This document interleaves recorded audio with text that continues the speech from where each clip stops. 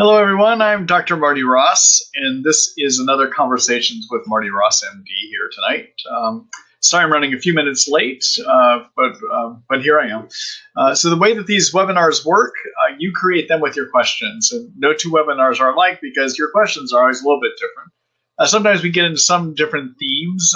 Sometimes these webinars wind up focusing on one illness based on your question, like Bartonella, for instance, or they can be more broad in scope based on the kind of questions you bring up.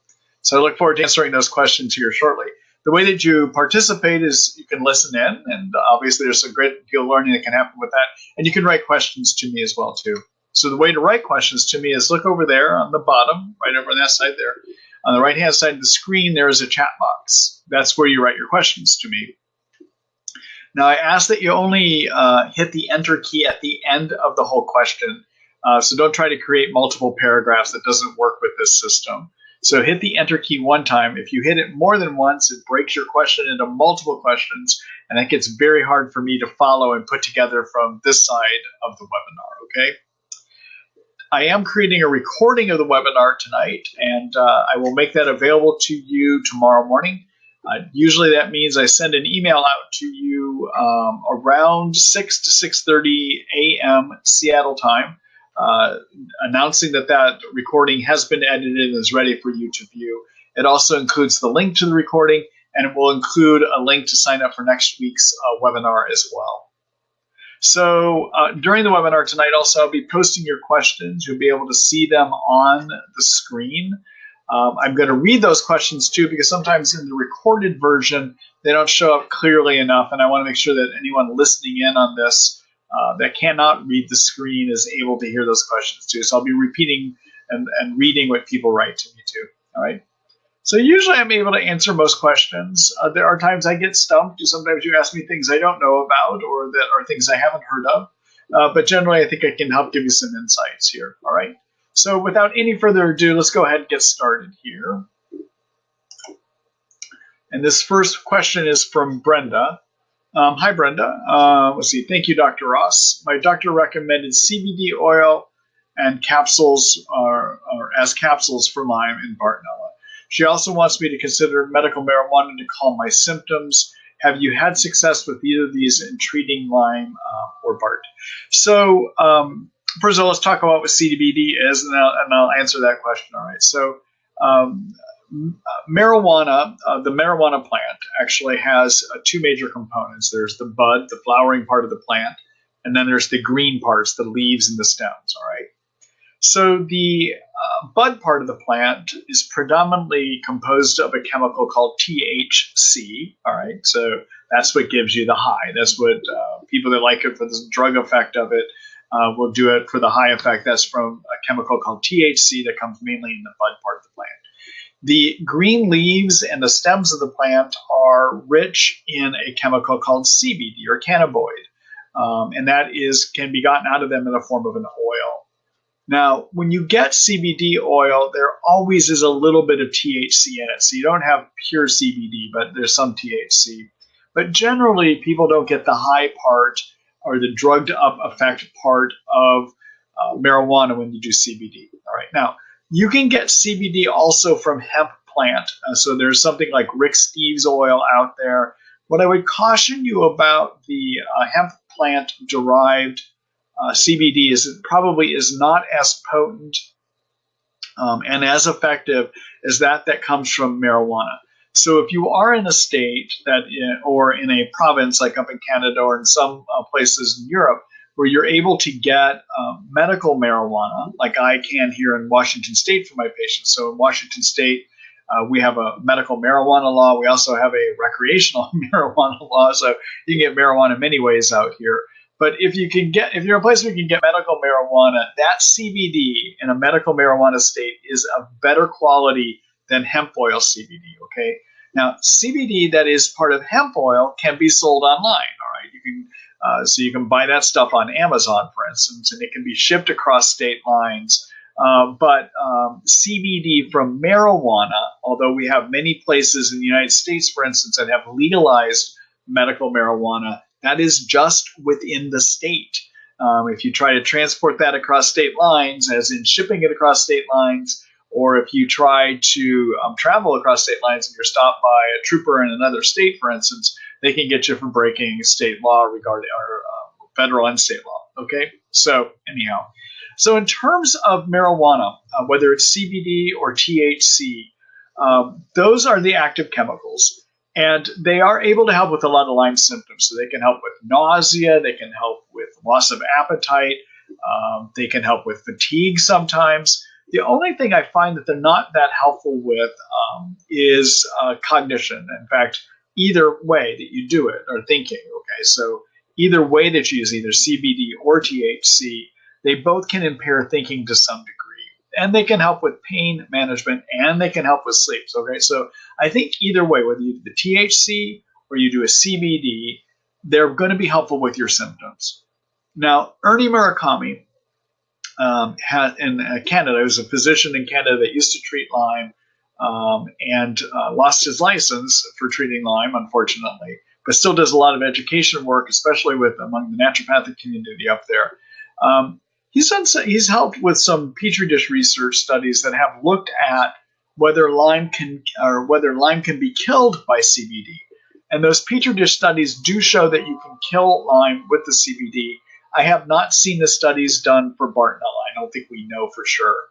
What I will reflect to you, though, is that even though there are studies, at least for Lyme, like those petri dish studies that say that it can help with Lyme, the practical experience I have working with it here in my clinic is I don't think it's that useful of a germ killer. So to answer your question, do I think it's going to be a useful part of killing Bartonella and Lyme? No, I don't think so.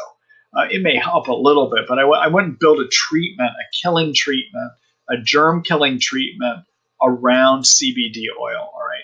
I would consider using it, though, primarily to help you with the symptoms, all right? And the big things that helps with pain, sleep, those are the big things that it helps with, but it can help with a variety of other symptoms as well, too. All right, so those are my thoughts about it. Thank you for that question, brother.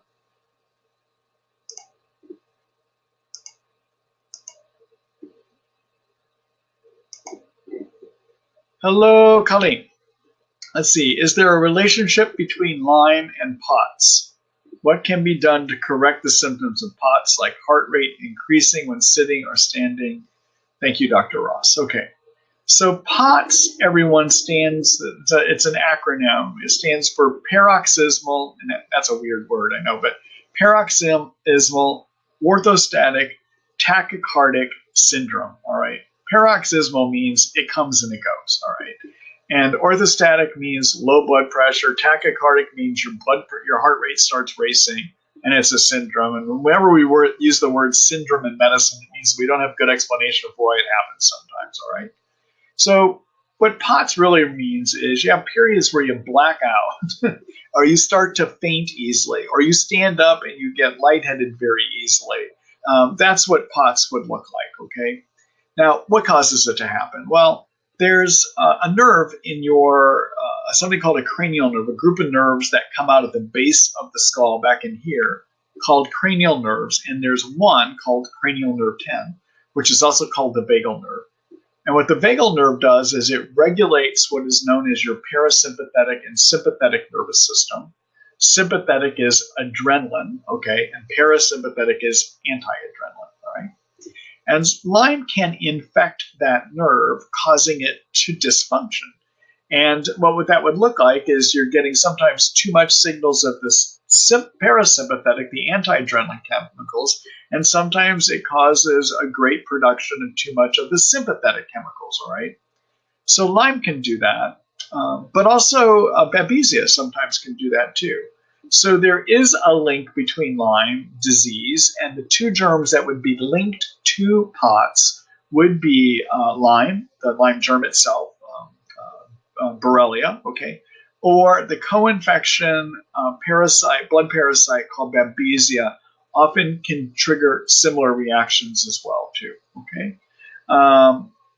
Yeah, so that to answer your question, that's what the relationship is, okay? Now, regarding what do you do about those kind of symptoms? Well, number one, the natural thing that you can do is support your adrenal glands, okay? So I like using something called ashwagandha to do that. It's a herbal medicine that comes to us out of Chinese medicine and Ayurvedic East Indian medicine. And the way that you wind up using it is you wind up taking 400 to 500 milligrams, 2 pills twice a day. That causes the adrenals to function better, and the adrenals help hold sodium within, release chemicals that help hold more sodium in the body. And if you have more sodium held in the body, that causes blood pressure to go up. So it's a way of helping to reverse some of that low blood pressure side of things, okay? The other thing you can do naturally is to take about a teaspoon of salt a day. That also helps to expand, increase your blood volume so that you tend not to have these low blood pressure periods as much. There are also prescription medicines that can be used to help, something called midodrine, group of medicines called beta blockers can sometimes help. And then actually one thing I find successful is the antidepressant medicine called Effexor, also known as venlafaxine, can sometimes make a big difference in managing the symptoms of POTS too. Okay, but finally, the other big thing that you want to do is treat the infections. All right, so if you have POTS, always make sure you screen for the possibility of babesia, and again, Lyme can be part of it. All right, so about babesia, don't trust the test. Okay, so testing for babesia is not reliable. And that is because we estimate maybe 15 to 20 strains of babesia. We're only good about testing for 2 to 3 of those strains. So you have to decide if you're going to treat babesia based on the symptoms, okay?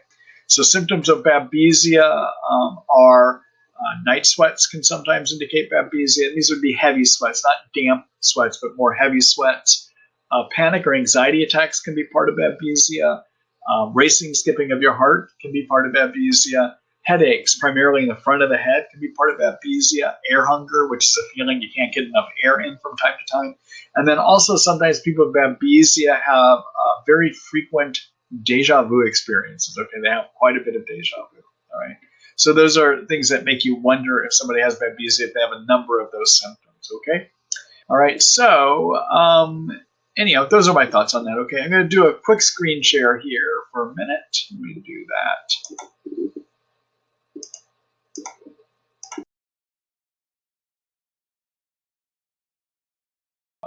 Document that I've created here, and it's at treatlyme.net. Within this online book website that I have, there is a chapter called How to Diagnose, and I'm going to that chapter right now. And if you're trying to figure out, do you have something as part of Lyme, like mold and Lyme toxin illness, read the article here. I tell you how to figure out if you might have that as a complicating factor as your Lyme disease, okay? Or if you have a complicating factor of viruses, I have an article about here about how would you diagnose that. How do you figure out if you have too many yeast? But anyhow, in here is one called How to Diagnose Babesia, where I make the case for not doing the testing, but rather looking at the symptoms. And I even listed out here more for you. Okay? All right. So let me go back here.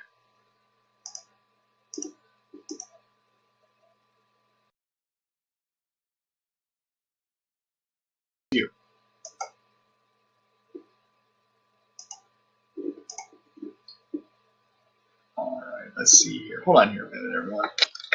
How I'm positioned on the screen here. Let's see if that works a little bit for that. Yeah. All right. So this is a message from Kit. Hi, Kit. Let's see. I was treated for Lyme and BART 4 years ago for 5 months and had been doing well. I now seem to be relapsing. Bone, nerve, and joint pain, bottom of foot and shin pain, etc. What's a gentle but potent herbal or prescription combination for someone's second time around? Thank you. All right, so just some thoughts on that, okay? So first of all, one of the common things that can happen to people that looks like a relapse, but it is not a relapse, is you could possibly have developed too many yeast in your intestines from having been on all those antibiotics years ago, even 4 years, even 6 years, even 7, even 8 years down the road. That can result in sometimes the yeast that live in your intestines growing too much, okay? And so you're thinking, now how is that related? Well, just hear me out on this, all right? So when you have Lyme disease and even Bartonella, one of the big reasons that you feel poorly is that the immune system, in trying to get rid of those germs, makes a bunch of chemicals called cytokines. Now, cytokines are good and bad, all right? So on the good side, cytokines cause more white blood cells to be made to fight infection. They draw those white blood cells to where the infection is, and they help those white blood cells work better. Okay, so that's all good. However, in Lyme and in Bartonella and in yeast, your immune system often doesn't do a good job getting rid of these infections, and so it starts trying harder and harder, and eventually it makes too many cytokines, okay? Now, too many cytokines make you hurt, give neurologic dysfunction, make it so you can't think, give you fatigue, disturb your sleep. I mean, I could go down the list of what we call Lyme symptoms, and most of those, many of those, are cytokine excess symptoms, okay? Now, if you just noticed, I said yeast also can trigger cytokines. The other thing that yeast also do is that they release a toxin called gliotoxin. It's a nerve toxin, and that can give up some of the neurologic symptoms as well, too, okay?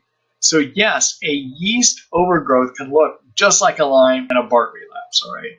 So the big thing that I would do is try to consider is it yeast, all right? And the way, what that would look like, things you might consider to see if you have too many yeast would be symptoms of increased sugar cravings, increased intestinal gasiness or bloating can sometimes suggest yeast. If you're a female, having increased vaginal itching or discharge.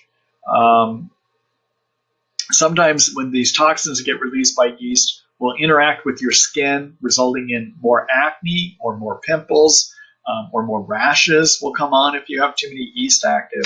And then sometimes if you have too many yeast, you're going to get difficulty swallowing because yeast can grow in your food pipe, and that makes it feel like things are catching as you swallow, okay? So consider if you're having any of those kind of symptoms. If you are, before you start dealing with a relapse, I would deal with treating too many yeast, okay? And I have articles about how to do that in the Treat Lyme book, and I'll show you that. I even have an article about how do you diagnose yeast as well, too. So step one, if it looks like a relapse, make sure it is. And that would be make sure you don't have yeast, okay? Now, when it comes to testing for Lyme in a relapse, there really isn't a good way to test to see if your Lyme has gotten active again. We don't have such a test, okay? Same with Bartonella, too. So you have to look at what your symptoms tell you.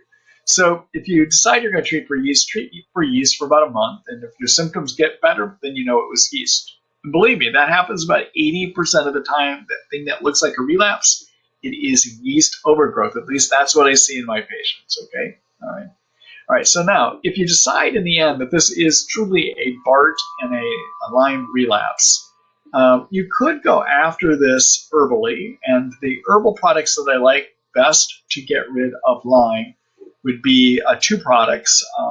One is Otoba bark extract, which is sold as a product called Banderol, made by Nutrimetics.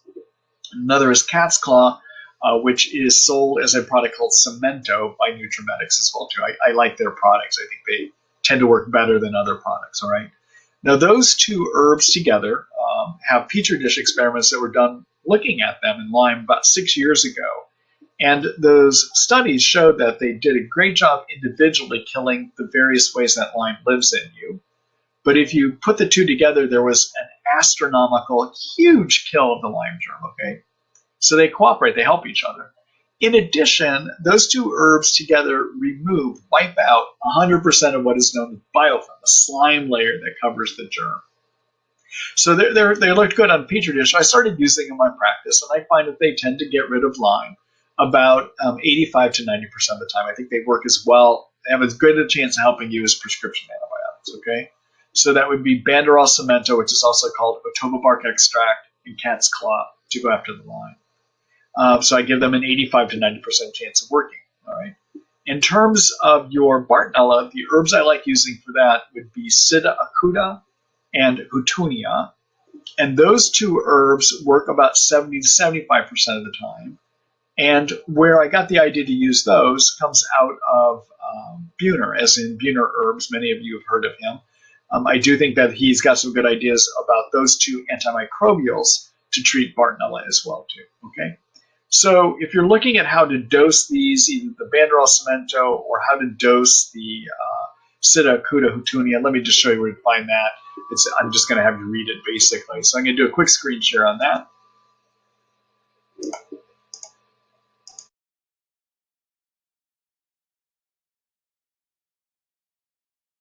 plans. Read the article about Lyme disease antibiotics, okay? And in there I talk about the Banderol Cemento.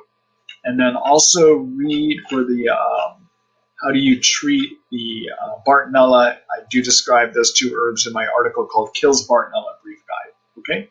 All right, then back to the yeast question. How do you get rid of yeast?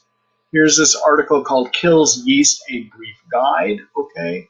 And then I'm just going to show you a couple more things here, okay? Now, in a relapse, don't forget to do all the other things that are important to treat Lyme, okay? So number one, and I'm just showing you my treatment protocol. These are the essential steps to get over Lyme. Okay, number one, get sleep. I give you some ideas here on what you can try. Number two, make sure you're on a good diet. I tend to prefer a paleo diet for that. Number three, get cytokines down. I just talked to you about cytokines a little bit ago. Use curcumin to do that. It's a component. Comes to us from turmeric, the Indian seasoning turmeric, okay? Number four, be on an adaptogen, something that helps your body deal with stress. I like the herb ashwagandha to do that. I mentioned that earlier tonight, okay? Fix your hormonal problems if you have problems with that. Be on a good multivitamin. Deal with yeast. We already talked about that. And then treat your Lyme germs if you need to, okay? So remember that to get over Lyme, you have to do more than just poison your germs. You have to do things to support your immune system. That includes what helps support your immune system is sleep and lowering cytokines and supporting the adrenal glands with ashwagandha, for instance. That supports the immune system, okay? So don't forget to do those essential steps. And then one last thing, I have a whole chapter on yeast here in the Treat Lyme book. And in here, you can find information about how do you diagnose yeast. That's this one called The Silent Problem. Do you have yeast? And then again, my articles on how do you get rid of yeast, okay? All right.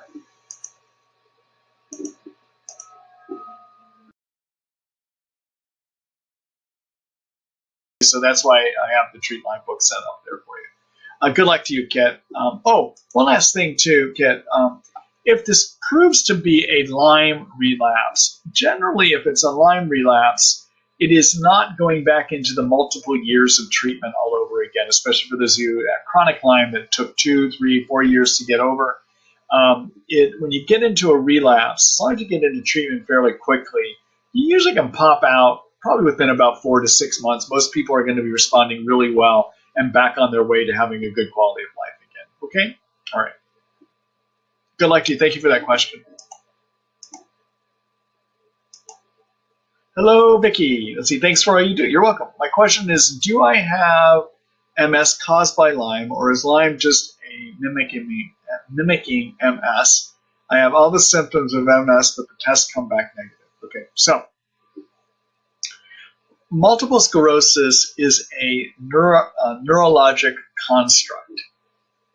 And what I mean by that is we make the diagnosis of multiple sclerosis depending on certain things that we see with neurologic symptoms and with findings on an MRI and sometimes with findings on a spinal tap, okay?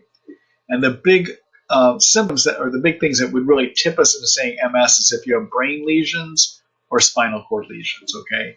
Now, just having those lesions, so those lesions say that's what we call MS. The construct is certain lesions on an MRI and your neurologic dysfunction with those findings on MRI. That's how we diagnose MS, all right? Now, it is possible that if you have MRI abnormal findings, which I know you don't, but just hear me out here. If you have MS and you have even the neurologic findings and the MRI findings of MS, so you can get diagnosed with MS, and then you test positive for Lyme, it is very possible that it is Lyme causing your MS, all right?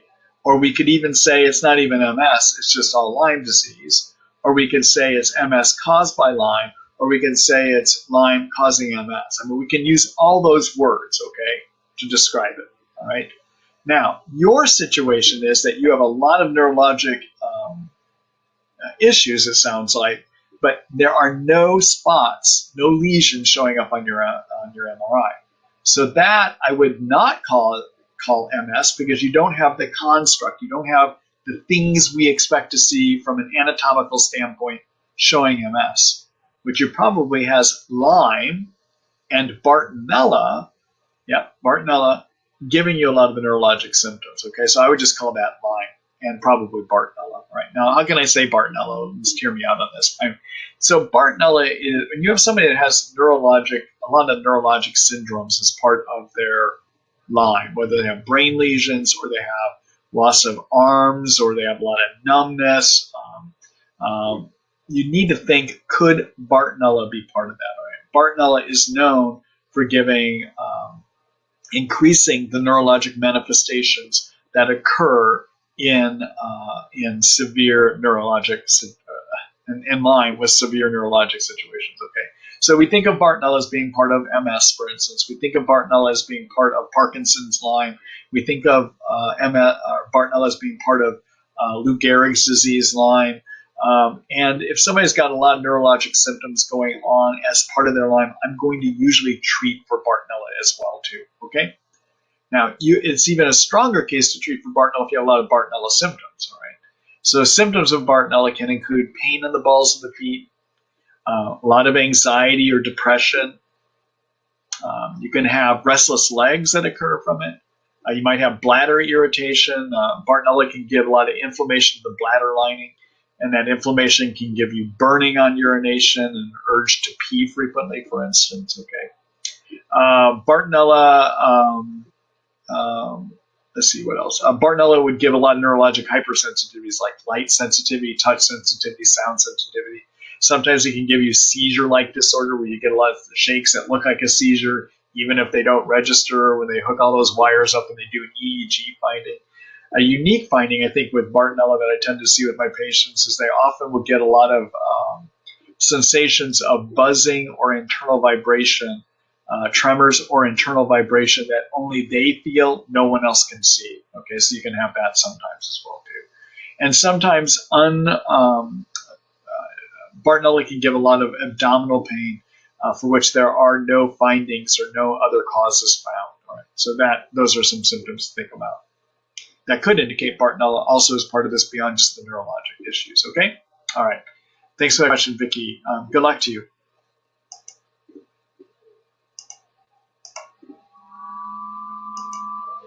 Hello, Rita. Let's see. Hello, Dr. Ross. I'm wondering if any of your patients have experienced awareness of their heartbeat during the day, but more so at night from taking a cat's claw. Any thoughts? Thank you for what you do. You're welcome. So no, I have not heard that from being on cat's claw before. And again, it's one of the big herbs that I use in my practice, so I use it fairly regularly. But what I will tell you is there's a Marty Ross rule in medicine, okay? And that is that anything can happen to anyone with anything. All right. And what I mean by that is there are side effects that happen with medicines that can be very unique to us that may not even be described in a drug reference book or herbal reference book, but it's clear when I'm on this thing, I get these certain symptoms. That means it's a side effect in you. All right. So, what gets written about are the common side effects, but each of us and how our genetics get expressed and the chemical reactions that we have are very unique from the person sitting next to us, all right? And there are certain chemicals we put in as like cat's claw that may give us side effects that aren't described, okay? So again, that's the Marty Ross rule that anything can happen to anyone with anything. If you add something in and things go haywire, even if it's not described as being part of the regular side effects you might see from that thing, consider stopping that thing to see if whatever it is that's happening with you goes away. All right, that's how you figure it out, okay?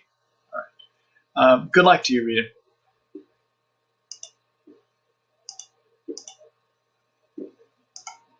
Hello, Jenny. Let's see. Recently, I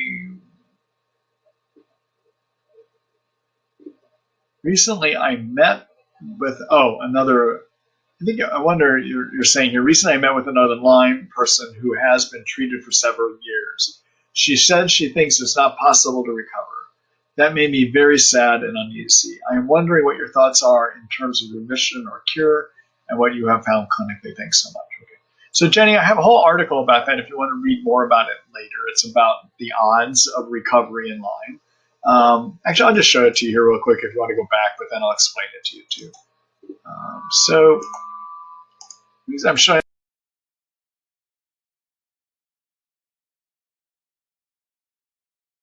So in the chapter, there is, or in the Treat Lyme book, in this under my chapters tab, there's a chapter called Recovery Time and Odds. Okay. And this one article here called Getting Healthy, Will I, When, How Do I? Basically addresses the question that you have. Okay. So you can read what I'm about ready to talk to you about. If you want to come back and read it later, you can read it. First of all, if you spend a lot of time about your Lyme disease online in a lot of the forums, be aware that those forums are heavily skewed towards those patients that are not getting better. All right. And if you read a lot of the stuff online, you're going to think no one ever recovers. Okay. But what I want to let you know is the people that aren't getting better, they're having the harder time, they're going to spend more time online in the chat rooms and on the boards talking about their stuff. So just be aware of that. All right. My experience is this, and this is the experience that I think many of my colleagues have as I talk with them as well too. So what most of us see is that an average length to recover from the Lyme infection is 2 years. Okay, so that's an average length of treatment, and that's an average. Okay, so that means that some people are on the 6-month treatment plan. Some people may take 3 or 4 years or even longer to get better, but an average length of treatment is 2 years. Right. With treatment, I see that 90% of people get improvement. That means you have good odds of getting better. 90% get improvement, okay?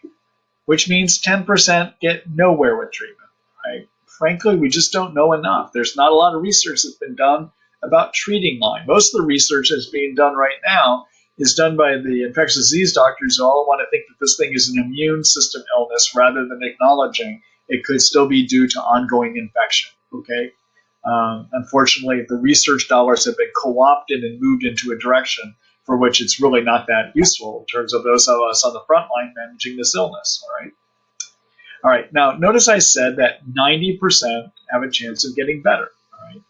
All right, and those improvements that that person gets can range up to 100%. So anyone, I don't care how long they've been sick, might be able to get 100% well with an average treatment length of 2 years, all right? But some people may only get 50% better. Some people may get 70% better. There are no ways of determining at the beginning of treatment how far somebody will get, whether they'll get 100% well, whether they'll have no improvements at all, whether they'll be part of the 90% that get some improvements, whether they'll be part of the 10% that don't get anywhere. There are no predictors at the beginning of treatment as to how long it's going to take, okay? All right. Now, there is one study that's been done looking at how long does it take to start getting improvements, all right? And for people with Lyme, not the co-infections, but just with Lyme. And this was an unpublished study that was presented at ILADS, the International Lyme and Associated Diseases Society meeting, probably about 7 or 8 years ago now. At least that's what my memory would suggest. And what that in that study, what the author showed is that by 3 months, 30% of people started having noticeable improvement. By 6 months, 60% of people started having noticeable improvement. And by 9 months, 90% of people started having noticeable improvement, okay? So what that means is it takes time to get better, all right? All right, now, those statistics I was just giving you are about the Lyme infection, okay? Then Bartonella and babesia behave a little bit differently in terms of co-infections. Bartonella, on average, is about a 4 to 6 month treatment. But after you're on antibiotics that are effective for Bartonella, usually you'll start seeing a lifting of those BART symptoms by 1 to 2 months. If not, then you need to change your antibiotic regimen to a different one to see if you can find something that will work on your Bartonella. And I think it's possible to get rid of completely of Bartonella 95% of the time. Eventually, you can find a combination that will get rid of the Bartonella. Babesia, an average length of treatment of babesia is 4 to 5 months. And generally, what you'll see is you'll start having good improvements if you're on the right regimen for your babesia by a month or two as well. Okay, and I think it's possible to wipe babesia out 95% of the time. All right. The Lyme germ, if you've had it in you for a year or more, I don't think when we're done treating that we ever get rid of every germ. I think the best that we've done with our antibiotics is to knock the germ load down so that your immune system can deal with the Lyme germ so you can go on and live your life, okay? And it will be possible that you might have relapses in the future.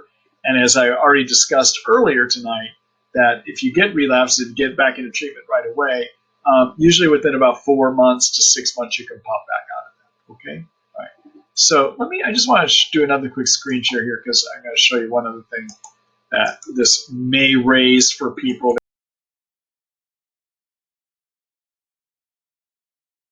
So after you've gone through treatment and you're doing great, how do you keep the germ from coming back? Okay, so where do I have? I've got a whole chapter on that one. Where did I put it? Oh, there it is. All right, this chapter called End of Treatment. Okay, and in here I've got an article that talks about how do you know when you're done and how do you prevent relapse. Okay, so take a look at that, and that'll give you some good insights, I think. Okay.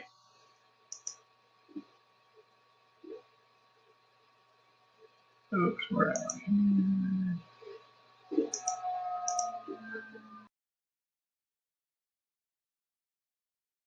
And good luck to you.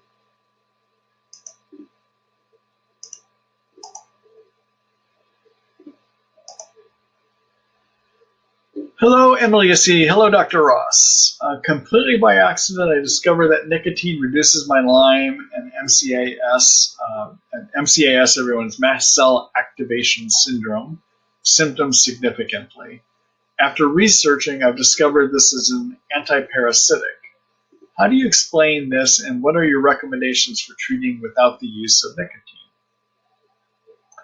You know, I don't know how to explain nicotine. I haven't heard of this working. I'm not aware of it. Okay, so I said at the beginning of the webinar tonight, I said occasionally I do get stumped, but also I learned new ideas here, so I have to look into it a little bit more. But I can't comment. I'm not familiar with it.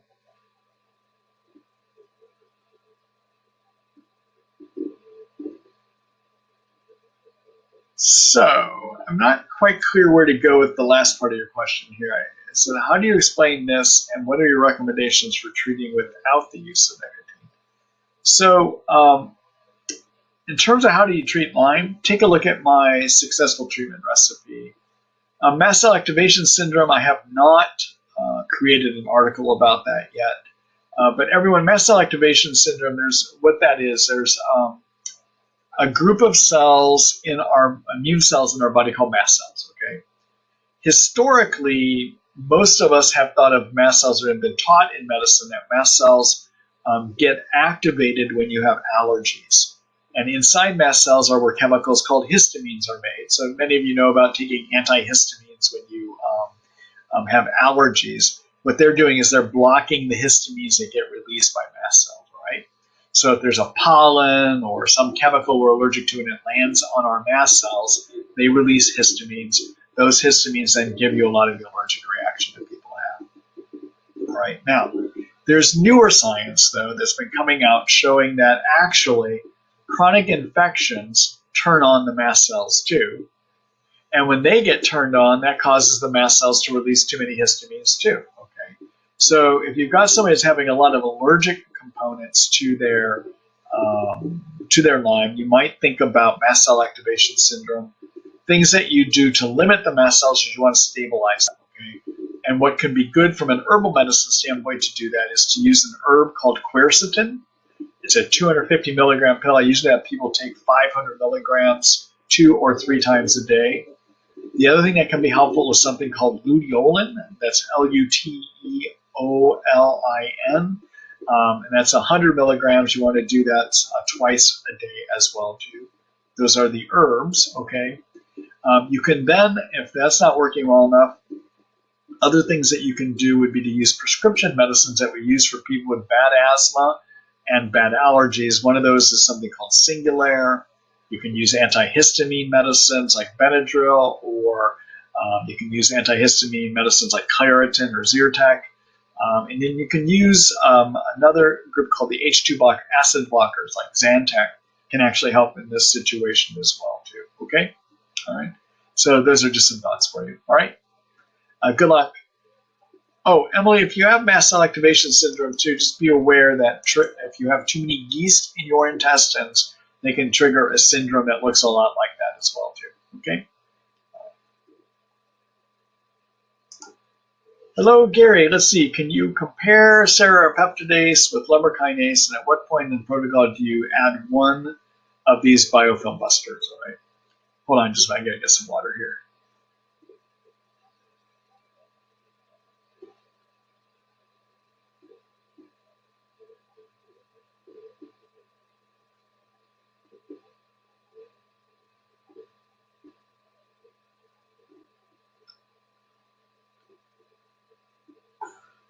All right.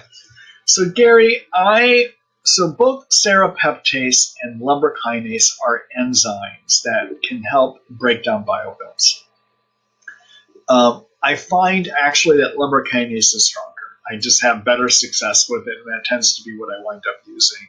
Lumber kinase is a group of enzymes that come from the skin of earthworms, actually. This is a crazy illness. Some of the things that we wind up having to resort to help get people better is very interesting at times. And so, yes, we use earthworms. All right. So what about biofilms? When do you deal with them? Well, I think there's a false impression out there that the things we use, one thing I want to make people aware of is antibiotics actually can help break down biofilm too. And there's, I think, a false impression among my colleagues that when you're on antibiotics, you also need to use something else to break down biofilms. That's not always so, okay? So for instance, according to Petri dish experiments conducted by Eva Choppy, her last name is spelled S-A-P-I, you can just look up Eva Choppy and biofilms, and you'll find some of her research. What she was able to show, for instance, is that an antibiotic called tinidazole that we can use for treating the cyst form of Lyme happens to break down 95% of biofilms. Other antibiotics, like even doxycycline, I think doxy can break down about 50 to 60% of biofilms. But all antibiotics to some degree can break down biofilm. Well, they may not break it down completely, but maybe you don't have to break it down completely to get better, okay? So I'm going to think about doing something targeted to break down biofilms. If I'm about 9 months, 9 months into treatment and we're not making any headway, then I may think about adding something in that specifically targets biofilms in addition to using those antibiotics, okay? So what's the best biofilm breaker? Well, actually, it's the herb Vanderall cemento. And that's according to the Petri dish experiments that Eva Choppy did, okay? So her experiments, remember I mentioned earlier when I was talking about Vanderall cemento, they break down 100% of biofilm on Petri dish experiments. There isn't anything that works better, all right? Her same experiments said that tinidazole, the antibiotic tinidazole, can break down 95% of biofilm. And then we have things that theoretically break down biofilm. And that no one's done research to prove this, okay? We don't have any research on the enzymes, okay? But the enzymes, in theory, can break down the biofilm too and how they work. So generally, if I want to add something for biofilm, I might design my treatment so I use tinidazole as an antibiotic to kill my cyst. It happens to pick up the biofilm. Or I might change over to doing Vanderall cemento as my main antibiotics for Lyme. It just so happens they remove 100% of biofilm. Okay. Or you could add in a lumber kinase as 20 milligrams 2 times a day. Keep in mind, if you're going to use it to break up biofilms, you want to take it on a completely empty stomach except for water. Okay. And the reason for that is if you take it with other things in your stomach, what's going to wind up happening is it's going to wind up breaking those things down in your stomach, and it's not going to then be absorbed to break down your biofilms. All right. Okay. So those are my thoughts. Okay. Thanks for that question, Gary.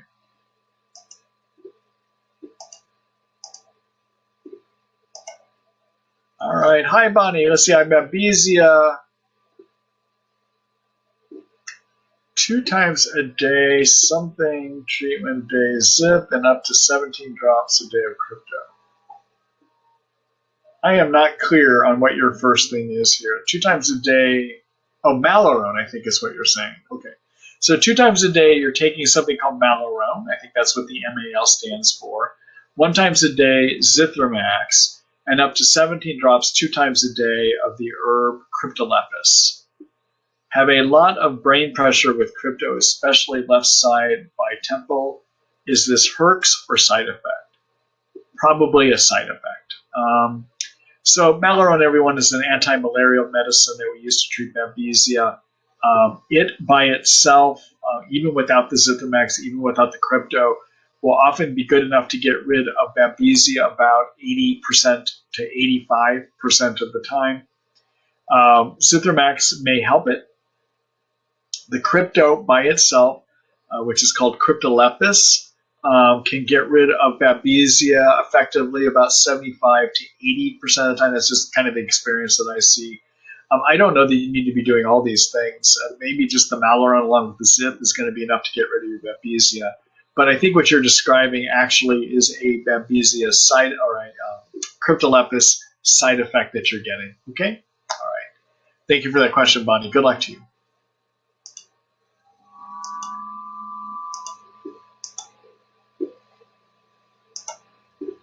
Hello, Margaret. See, how important is it to remove teeth with root canals and dental implants? You know, it's hard to say. The problem is we don't have any research on any of this stuff. So a lot of recommendations that we make are based on experiences that we have.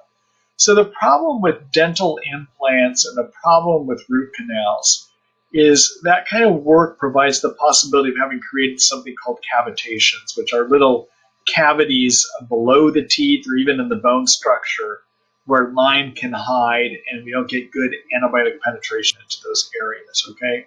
So in theory, these could produce a problem. Generally, it isn't something I'm going to think about correcting root canals or getting rid of dental implants unless we've tried about everything else that could help a person and nothing else is working. Then I might consider it, okay? But as to whether we get great results, rarely somebody does. But I think the majority of people, I don't think we get great benefits from doing these, okay? All right. Good luck to you.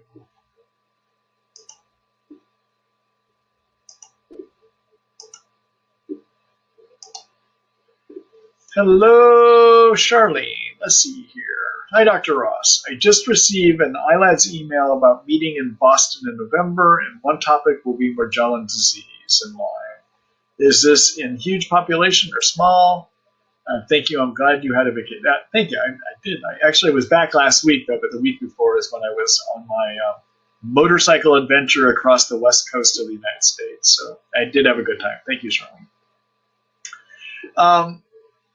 All right, so Morgellons, everyone. And by the way, I will be out in Boston. I'm going to be out attending that meeting this year as well, too. So Morgellons, everyone, is a skin condition that people often have a lot of skin breakdown, and they may have fibers that seem to come out of those skin lesions as well, too. Black fibers, white fibers. We are really not clear what those fibers are. There's not good research that says what they are.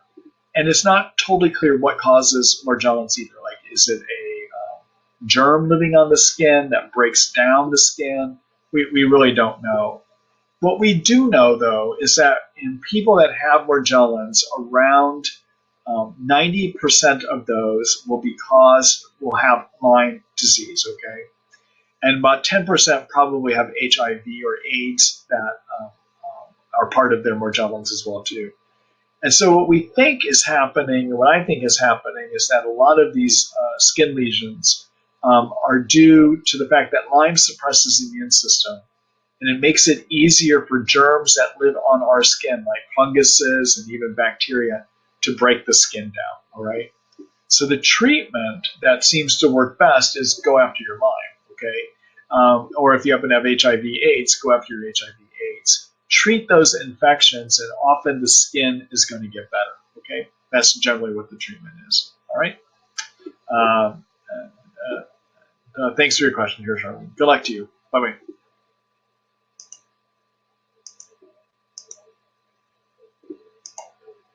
Hello, Debbie H. And I think that H, I think I know who the H is, but I won't say it out loud because you didn't write it. Let's see. Hi, Marty. Let's see. Any thoughts about stem cell therapy? So stem cell therapy, everyone, there's stem cells, which are a type of cell that can turn into other tissues or other cells. It's like a cell that can become cartilage. They can turn into immune cells. They are basically, and you can get them from various tissues. Now, there's a way to extract them from fat. There's a way to extract them from platelets. And so there are physicians across the country now that are starting clinics where they will withdraw from you your own stem cells that either come from fat or from platelets. Tends to be the main way that this is done. And they're injecting them in, and they're making claims. And what I would call it is it's all claims at this part, because we really don't know.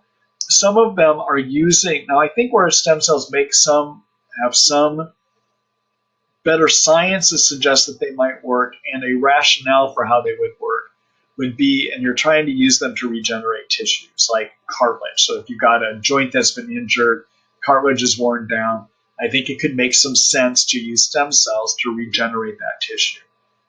But some of my colleagues are using this as a form of treatment in Lyme disease. And I don't know that there is good rationale for that, okay? And I'm not clear that people are going to get benefit, and I think it's too early to tell. So the stem cells, if we use them in Lyme, are probably primarily going to be used with the idea that they might boost the immune system, okay? Now, what I will let you know, for most people with Lyme, yeah, there can be some suppression from Lyme causing immune suppression by the immune system. But most people, to get rid of your Lyme, you've got to kill the germ. So it's just not a matter of using stem cells to turn the immune system on, but rather you're still going to have to do things to treat. What I will tell you is I don't know fully for sure if it works. I'm a little skeptical about it, although I know it is the current, I will call it the IT treatment of the season. For many of you that have been around the world of Lyme long enough, you know that there are certain things that everyone starts trying all of a sudden. A few years ago, or about a year or so ago, was something called LDI. This season, it seems to be stem cell therapy. Prior to that, there was the year we went through therapy where everyone was trying to do volatile oils to treat their Lyme disease. And what we find with most of these things is over time we learn they really don't work, okay? So LDI, although it does help some people, generally it doesn't help most people. In fact, it sometimes can cause bad declines. The organic oils and everything that people are using generally didn't seem to work well. And so we'll have to see over time. At this point, I'm skeptical. I'm taking a wait and see attitude. If my patients ask if they should do it, I tell them I don't know. I really don't. I just don't think we have enough evidence at this point. Clinics that are claiming great benefits really don't have any proof of that. And I think it's too early to tell at this point. Okay? All right. Thanks for that question, Debbie.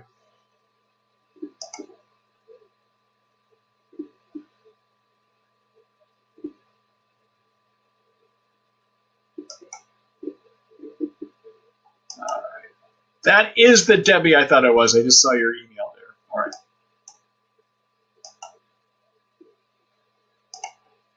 Hello, Barb. Let's see. Dr. Ross, thank you for all you do. You're welcome. I'll understand that Morgellons is a skin form of Lyme. Is it treated the same way as Lyme? What is the prognosis? These webinars are interesting because I'll have a theme of the night sometimes. So sometimes it's all about Bartonella, sometimes it's all about, or we get batches of questions, right?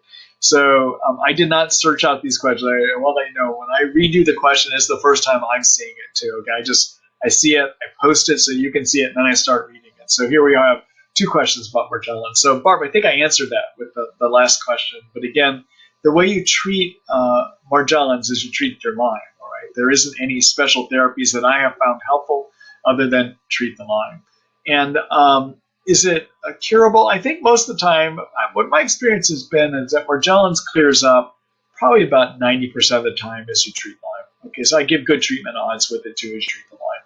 All right. Thank you for that question.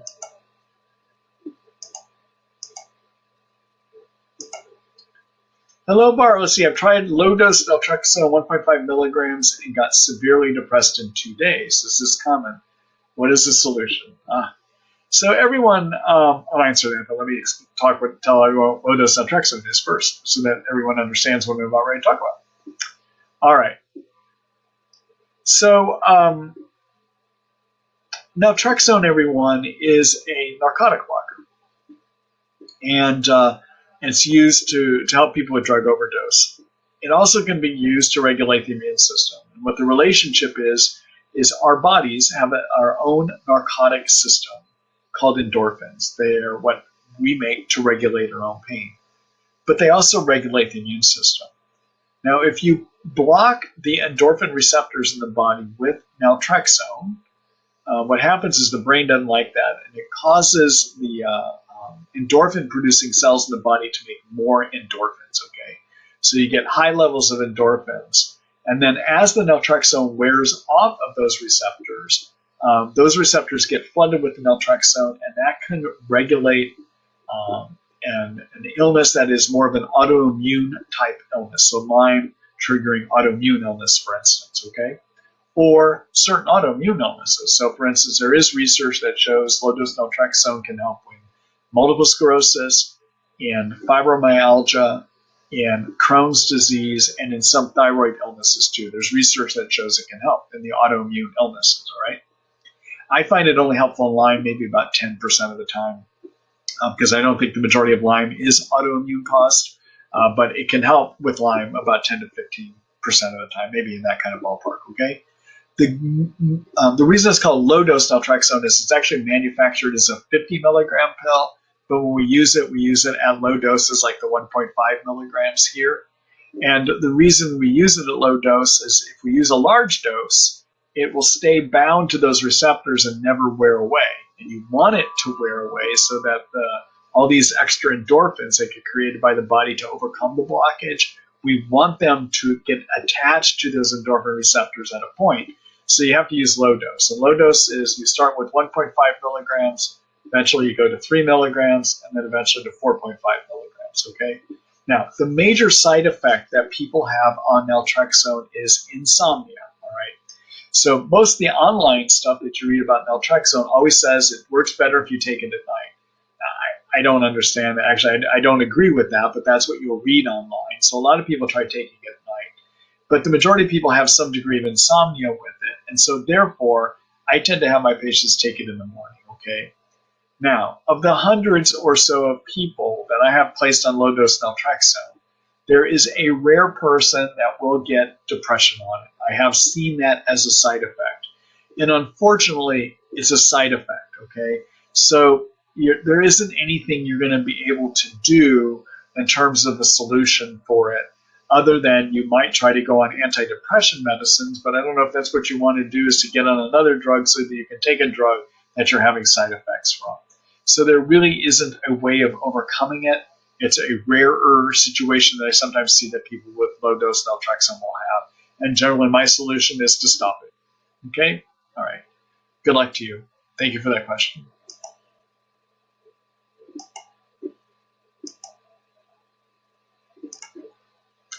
Hello, CJ. Let's see. Thank you, Dr. Ross. What could be happening that would cause my magnesium and zinc levels in the blood to be extremely elevated while the intracellular levels are very low per SpectraCell lab?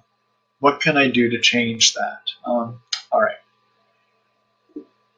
So one thing that can happen when you have chronic fatigue, fibromyalgia, chronic Lyme disease, is that as a result of having these illnesses, the metabolism and how cells function to do any of their functions may become impaired, okay?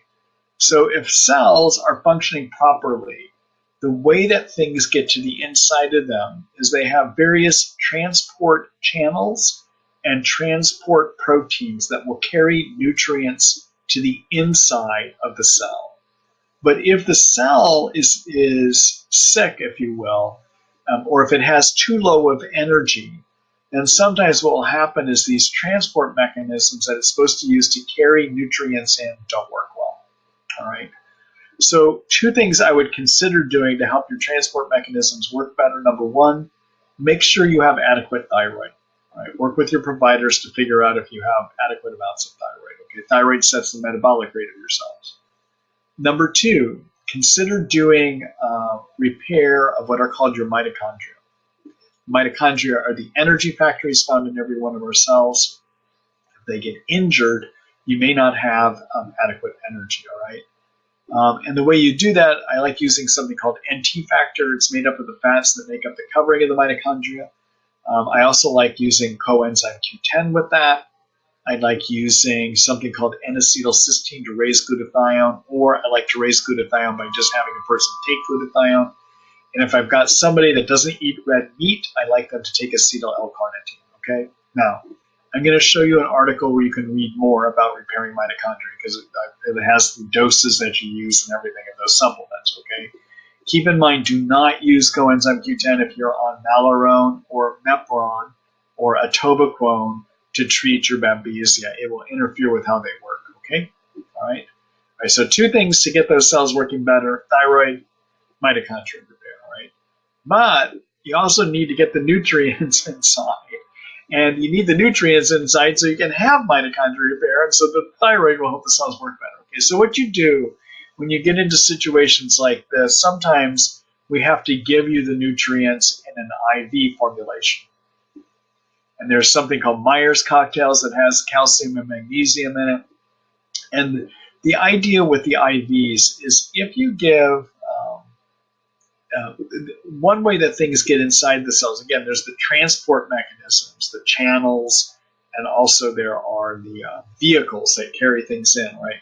But the other thing, that the way that cells work, is if there is enough of a concentration of something on one side of your cell membrane, and there's low levels on the other side, what will happen is the high concentration will tend to diffuse, go to the area of low concentration, okay? So what happens when you have high concentration on one side from an IV infusion of magnesium, for instance, and you have barely any on the inside of your cells, it will force its way across the membranes and get inside of the cells, and it doesn't require the transport vehicles or the active transport channels to get in, okay? So one way to reverse it is force high concentrations in your bloodstream through IV infusions, and then it will work its way in. So work with your provider. If your provider does integrative medicine, they probably know about Myers cocktails infusions and nutrient infusions. If they are an MD, look for one that does integrative medicine. Sometimes the naturopathic doctors will do these as well too, okay? But I would look at doing IV nutrient infusions. I would look at correcting your mitochondria, and I would look at making sure you have adequate thyroid, okay? All right, so let's do a quick screen share about that.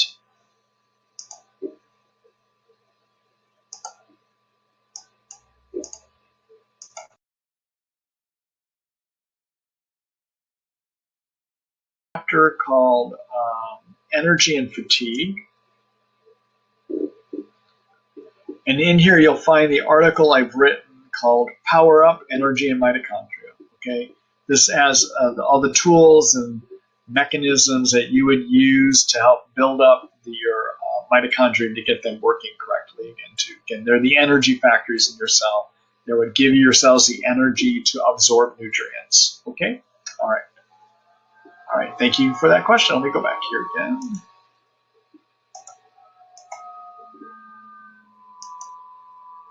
Good luck, CJ. Hello, Charlene again. Let's see here. About Brenda's question about CBD oil, I started using it going to bed, and although I don't go right off when I use this, I go into a very deep sleep. So I no longer need a nap in late afternoon, and it is the deep sleep that makes me feel better. Okay. So it's the CBD. So Charlene's just sharing with you, Brenda, that it has been very useful for her sleep. Okay.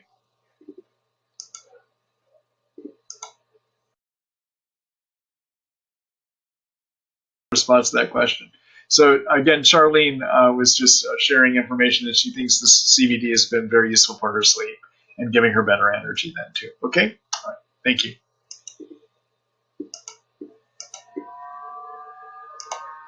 Hello, Val. Let's see. Hi, Dr. Ross. Waiting for results from 23andMe for my husband. Could you please comment on the genetic mutations that it would be helpful for a chronic Lyme patient to find out about from the DNA results when they arrive? Thanks so much for your time. So you're going to get a variety of things, okay? But I think the only one that I have found to have regular impact for anyone that makes any difference is a type of defect called an MTHFR. Okay, now they're going to explain many, okay, but most of those are minor defects, even if you have them, are minor and have minimal to no impact in the world of Lyme disease. But the one that does is if you have something called an MTHFR defect. When you get your report back, they're going to have information about a number of MTHFR genes, but there's two that you're going to focus on. One is called the MTHFR C677T, and the other one is MTHFR A1298C. Okay, those are the two. So A1298C and C677T. Okay, so these genes basically program whether there is the correct production and form of an enzyme called methotetrahydrofolate reductase. Okay, that's MTHFR. So basically, this is the genetic blueprint for whether you have the correct formulation of an enzyme called methotetrahydrofolate reductase. Okay, that enzyme is responsible for activating the folate that you get in your diet into an activated form of folate called methotetrahydrofolate, or we call it 5-MTHF for short. Okay. Now, if you have a defect in the enzyme, it may make it so that it doesn't adequately convert folate into diet folate into activated folate. That activation of folate is the first step in a bunch of detox chemical pathways that eventually lead to the production of glutathione. Glutathione is your master detox chemical that the liver uses to pull anything out that's a toxin, okay? So basically, way up here, you got to convert diet folate into activated folate. Then there's a bunch of chemical steps that take place, ultimately giving you glutathione, which is the main chemical used by the liver to pull most toxins out, okay? These other smaller chemical reactions also do some detox work, okay? But essentially, if you have an MTHFR defect, which makes it so you don't get enough of these smaller chemical reactions, if you just give glutathione, you can correct a lot of that. All right. But some people do get help from these smaller reactions. So the way you correct an MTHFR defect is you take the activated folate, called 5-MTHF, as I said, and you want to take a methylated form of vitamin B12. Now, those can be found together in a supplement made by Thorne called MethylGuard. I usually have people start at 1 pill 1 time a day for 7 days. If you don't get all flared up from correcting your MTHFR, then I have people go up to 2 pills 1 time a day for another 7 days. And if that doesn't work, then I go, or if they don't get knocked down from that, then I go up to 3 pills 1 time a day. Okay? All right. So that's how you correct your MTHFR. Now, I want to let you know if you correct it, if you've had a blockage in detox, as you give the detox pathways what they need to work, you're going to have all these toxins that have built up behind the barricade come rushing through, okay? And that can trigger cytokines. Remember I talked about cytokines earlier tonight? It's what gives you most of your Lyme symptoms, all right? So you may feel worse as you start to detox. So that's why you build up slowly using this product by Thorne called MethylGuard, okay? All right? All right, now when you get your report back, they're going to tell you, so keep in mind that for every gene that you have in you, there's a part you got from your mom and there's a part you got from your dad, okay? So the C677T, there's possible 2 defects. You can have the mom part and the dad part. Same with the A1298C, all right? People that have the biggest MTHFR problems are people that have defects at all 4 possible spots, all right? So 2 on the C677T, and 2 on the A1298C. Right? People that have a defect in one of those may get benefit from correcting it, but don't always. People that have defect in all four tend to get benefit from the treatment, okay? All right.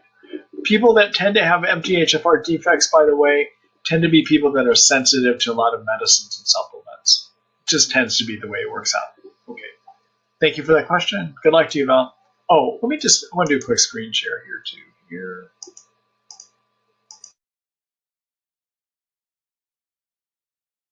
Things that I recommend in my Treat Lyme book, or even in the webinar tonight.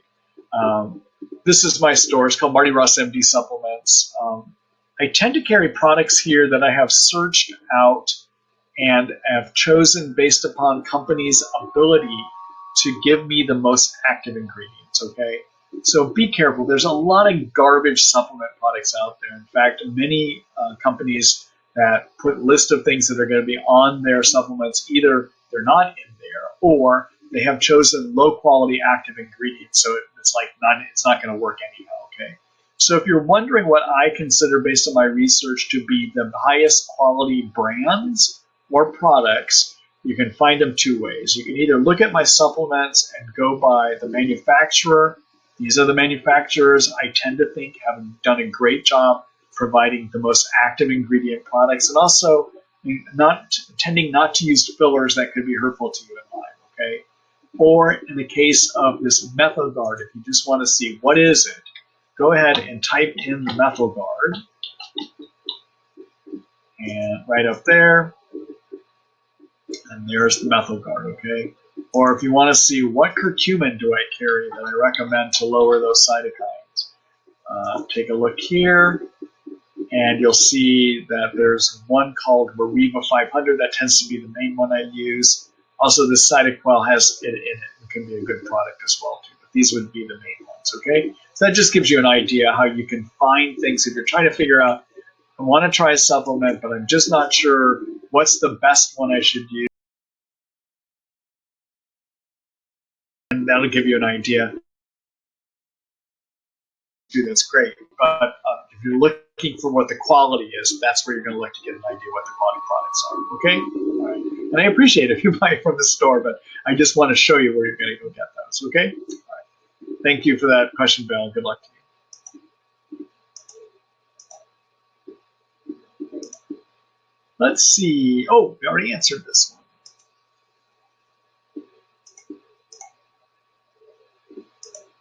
Hello, Lisa. Let's see. Is it wise to start antibiotics if I might have issues with Sibo or leaky gut? Should this be fixed first? It all depends. It all depends what your most major issue is. So leaky gut, so generally at the beginning of my treatments, I am going to spend time looking to figure out if somebody has leaky gut caused by too many yeast in their intestine, okay? And if they do, often before I even start antibiotics, I'm going to treat for too many yeast in the intestine, all right? So to give you ideas about that, take a look at my chapter on yeast. Also take a look at my successful treatment recipe where I even show you I'm going to go after yeast right away, okay?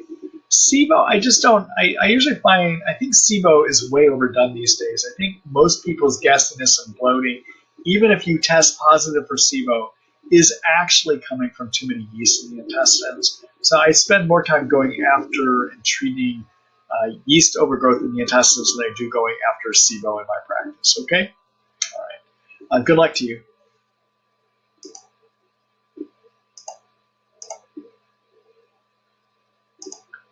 Hello, Susan. Let's see here. Hi, Dr. Ross. Thank you for your dedication and expertise in helping limits. You're welcome. Let's see. What are the numbers for left ventricular bendal branch block and as well as death rates? I don't find the cardiologist very. Okay. To be honest, I don't know. And the reason we don't know is no one's done research on this. And either one of the left bundle branch blocks or the death rates from heart disease caused by Lyme, we just don't know. Part of the problem is a lot of times, remember, people with Lyme disease are misclassified as having other diseases, right? So chronic fatigue syndrome or fibromyalgia, for instance. And because Lyme is so denied out there, it's hard to say if we even have even if somebody were to research it, whether they would adequately find the right population. So I actually have no idea. I will tell you, I think it's on the rare side. In my own practice, I've been treating Lyme since 2004. I've treated thousands of people. I haven't seen anyone in my practice have either left bundle branch block, nor have I had anyone die from a cardiac cause as part of their Lyme disease. Okay, so that's just to let you know that. Okay, thank you for that question, Susan.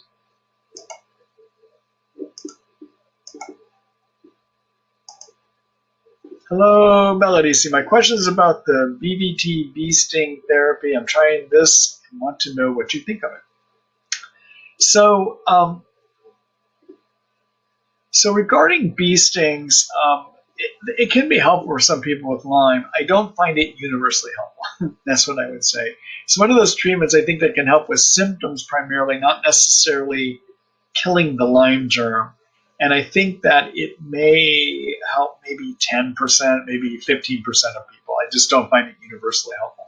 If it does work, some of my patients actually start growing bees in their backyard, and they just use their own bees to do the stinging.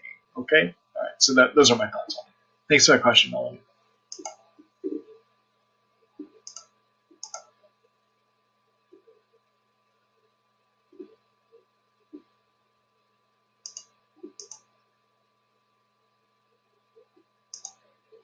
Let's see. Hello, Susan. Let's see. I'm 69, and my whole endocrine system has crashed. Was on bioidentical hormones for a year without any success at bringing things back into line. I stopped everything over the summer as it was felt that I was on too many antibiotics. Recent blood tests show high levels of estrogen. Hope there is more to that question. Oh, here we are. Yet my other stats, the thyroids, the adrenals, T3, T4, testosterone, progesterone, remain less than 1/2 where they should be. They are now suggesting an ultrasound and say I have not gone through menopause yet. I have not had a period since age 37.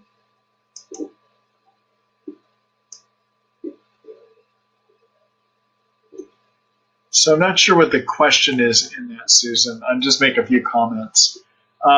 So it is possible in Lyme disease that you can get endocrine dysfunction, primarily as a result of the excess cytokines. They can interfere with the correct signaling of a part of the brain called the hypothalamus pituitary as it directs all of your hormonal systems. Okay, so excess cytokines can result in abnormal levels and production of hormones in your various hormone organs. Okay, those would be just my comments. I can't find the rest of your question. If you actually asked a question here, I can't see what it is. Okay, all right. Thank you for that question, though.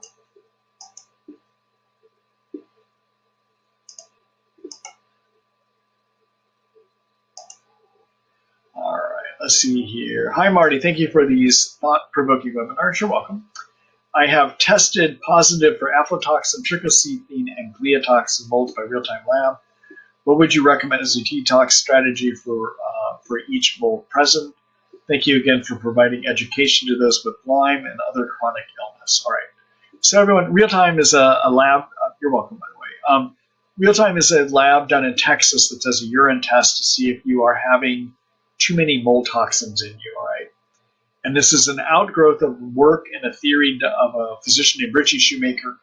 Richie has developed a theory a number of years ago that showed that about 25% of all people, when we breathe in, drink in, eat in mold toxins, are unable to break them down and move them out of the body.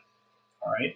What happens in 75% of us is that our immune system sees these mold toxins and tags them for removal. They go to the liver tag. The liver transforms them from a fat toxin into a water-based toxin. They then get moved out into the intestines, the bile system. They get mixed in our poop, and we poop them out. They don't bother us anymore, okay? But if we are one of the 25% that have a genetic programming abnormality that makes it so that we cannot tag them correctly, They go to the liver, and the liver cannot process them out. The liver takes them as a fat-based toxin and moves them back out into the intestines, still as a fat-based toxin. And in a fat-based form, they get reabsorbed again, right? Now, those cytokines, or what happens with mold toxins, is they trigger an illness that's an excess cytokine syndrome. Okay, so those toxins trigger cytokines just like Lyme does, right? So it can look a lot like Lyme disease if you have mold toxin illness, all right? So there's a whole article I have about mold toxins. How do you figure out if you have it? And what are the best binders for it, okay? And I'm just trying to look at this combination. So the binders that you might consider using, one is called bentonite clay. There's another one which is activated charcoal. And then there's a prescription medicine called cholestyramine. Okay, those would be the big three that I tend to use.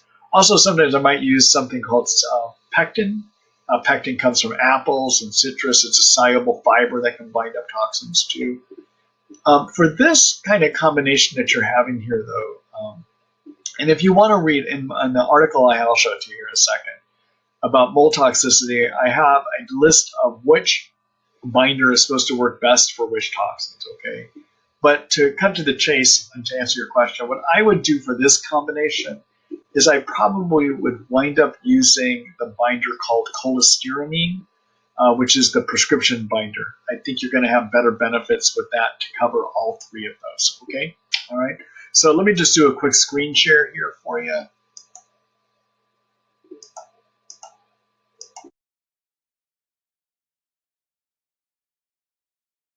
Okay, so here we are in the Treat Lyme book. Take a look at the chapter I have on detoxification. And this is the article called Mold and Lyme Toxin Illness. And you'll see down here, I talk about the various testing you can do, okay, but then here's your toxin binders. And this is where I just give a general description of what you might wind up using for this, okay? Now here in this table it says aflatoxins are not necessarily bound up by cholestyramine. I think it is. I probably should add that in here. Not as strong, but I think to cover all of your toxins, that I would use the cholestyramine. I think would be the thing I would use. Okay. All right. Let's go back here.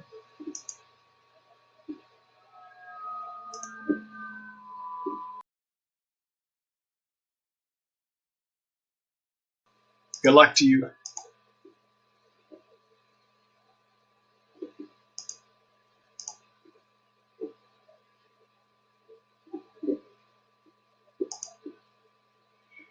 Hello, Barbara. Let's see. Can people with autoimmune diseases use herbal medicines? Yes. I don't think there are any contraindications that I am aware of. Okay, that's what I would say by that. And I do all the time in my practice too. Okay. Now, keep in mind, if you start something and it gets worse, then that would be something you want to stop in terms of your autoimmune illness. Okay. Other than using antibiotics that kill Lyme germs, you're going to get worse at first when you kill Lyme germs due to something called a Herxheimer reaction.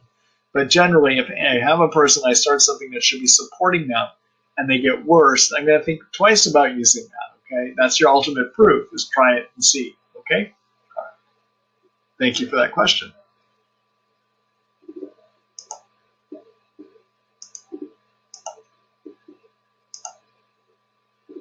Hello, Casey. Let's see. Hi, I'm being treated for Lyme and Bartonella with Cipro and rifampin, pulse for 4 days on, 4 days off.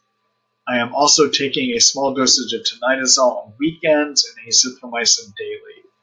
I have been having gas and bloating for the past couple of weeks, not positive as yeast, but my Lyme doctor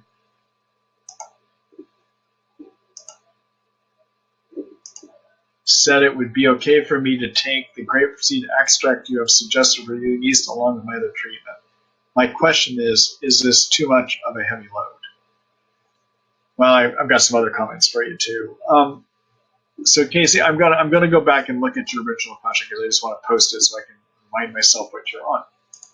Okay, so I do not understand why my colleagues pulse antibiotics for Bartonella. I just don't agree with it at all, and here's why. So Bartonella replicates every 24 hours. So if you're starting and stopping, and those 4 days that you're not taking anything for Bartonella, guess what's probably going to come back? Bartonella, okay? Your agents that you're using in this treatment for Bartonella are the Sibo, rifampin, and the azithromycin. And although the azithromycin, it looks like in this regimen that your doctor is using, you're taking daily, by itself, I would not consider it adequate for Bartonella. It can help as part of the Bartonella treatment, but not by itself, okay? So one big comment I would make to you is, I don't understand this regimen. I think my colleagues are making a great mistake when they tend to go ahead and pulse Bartonella. I do agree that for Lyme, for some people, pulsing is a better way to go. That's because Lyme replicates every 4 weeks to every 8 months, right? So it comes back slowly during that period you're off, but not for Bartonella. And I don't pulse for babesia either, okay? All right. In terms of getting rid of yeast, grapefruit seed extract can help, but it's not your strongest one. If you want to treat your yeast herbally, I would look at using a combination product that might have in it grapefruit seed extract, but would also have things like Powdarco, caprylic acid, rosemary oil, thyme oil, maybe even some garlic in there, okay? Or you might consider going stronger and using a combination of nystatin and diflucan, prescription medicines, okay? So take a look for ways to treat yeast at the article I wrote about how to kill yeast, okay? It's in the yeast chapter, you can find it there, okay?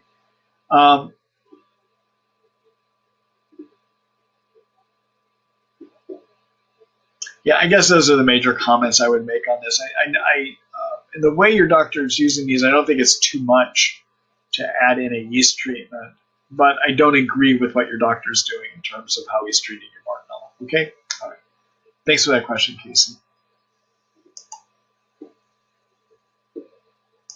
All right, everyone.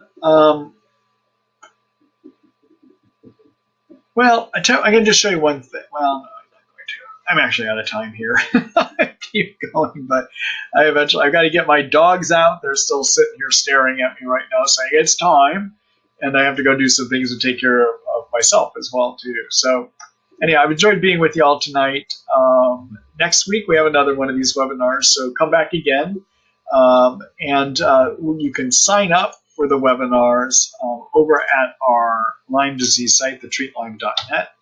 In a second here, I'm just telling my computer that I want to redirect you back there. Hold on here just a minute.